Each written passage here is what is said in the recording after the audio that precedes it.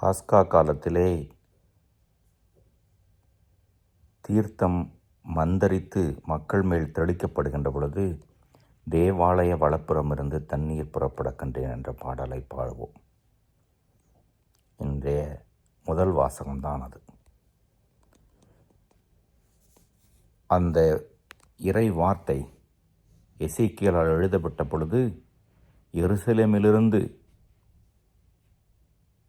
வற்றாத நீர் ஓடி வாழ்வளிக்கும் என்பதை ஒரு நம்பிக்கையாக மக்களுக்கு அறிவிக்கப்பட்டது.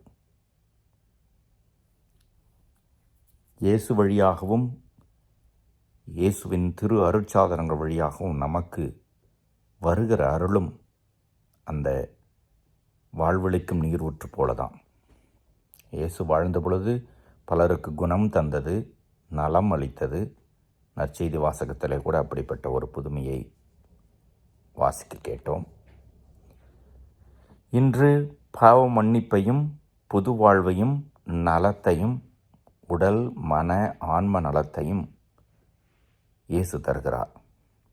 அதற்கு திரு அருட்சாதனங்களை அணுகி வருவோம். வற்றாத நீரூற்று அது நற்கனி தரும் மரங்களுக்கு வற்றாத நீரூற்று நலமளிப்பது போல நம் வழியாக பிறருக்கு பலன் தர, கனி தர, உணவாக மருந்தாக நாம் மாற திரு அருட்சாதன அருள் நமக்கு உதவி செய்யும். தவக்காலத்தில் இதை பற்றி யோசித்து இயேசுவை பற்றி கொள்வோம். இறைவன் என்றென்றும் வாழ்த்து பெறுவாராக.